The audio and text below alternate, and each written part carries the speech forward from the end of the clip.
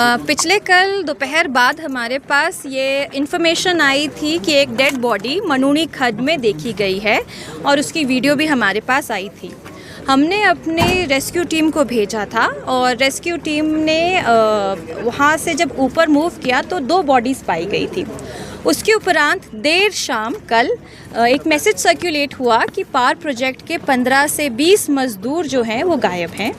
और उसके बाद हमने अपनी एसडीआरएफ की टीम्स, अपना ज़िला प्रशासन की ओर से हमने अपने एसएचओ साहब को तैनात किया मौके पर।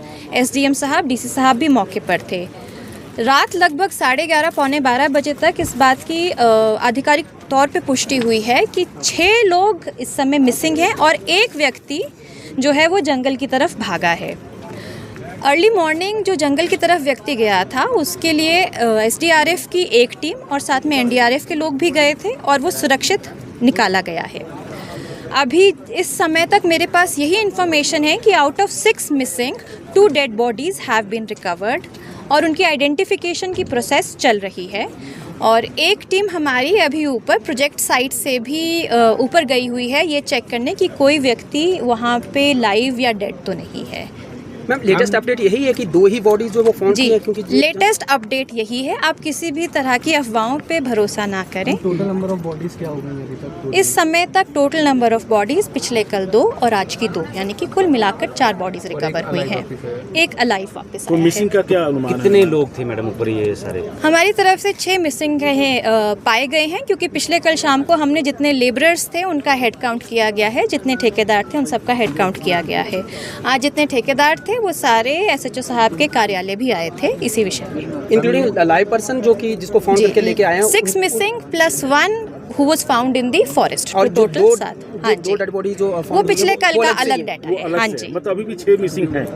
अभी 4 मिसिंग है। अभी 4 मिसिंग, 2 डेड बॉडी उन्हीं में से। इसके अलावा अगर बात की जाए, इसे बादल फटने का कारण माना जा रहा है या तेज बारिश माना जा रहा है? देखिए, ये चीज़ें तो मेट डिपार्टमेंट की तरफ से ही जानकारी के रूप में आएगी। जिस प्रकार से पानी का तीव्र बहाव था और पूर्व में हमने ऑरेंज अलर्ट भी जारी किया था, तो हम यही कह सकते हैं कि अधिक बरसात हुई है जिस कारण से ये नुकसान हुआ है। रेस्क्यू में क्या कुछ तकलीफें आ रही हैं, क्या कुछ रुकावटें आ रही हैं और किस तरह से और तेज़ी से रेस्क्यू किया जाएगा, क्योंकि आज दूसरा दिन है? जी, सबसे बड़ी रुकावट बरसात है, जिसका दंश आप सब और हम भी झेल रहे हैं, और उसके अतिरिक्त हमारे पास और कोई रुकावट नहीं है। नहीं, तेजी क्या की जा रही है रेस्क्यू करने में? और देखिए, एडवांस में हमारी टीम्स ऑलरेडी गई हैं। मौसम यदि बारिश रुक जाती है तो हम ड्रोन्स को भी यूटिलाइज। जो इसमें आज जो फर्दर हमने जो आज सर्च जो कैंपेन चलाया उसमें एक और बॉडी हमें दिखी है, हालांकि वो उसको रिट्रीव हम नहीं कर पाए हैं क्योंकि ऊपर मौसम अभी ख़राब है, तो उसको रिट्रीव हम कर रहे हैं। उसके बाद आइडेंटिफिकेशन की प्रोसेस चलेगी। साथ ही कल माननीय मुख्यमंत्री जी ने भी एक बैठक ली मानसून के संबंध में, और उनकी तरफ से निर्देश जो हैं उनका हम पालन करेंगे। और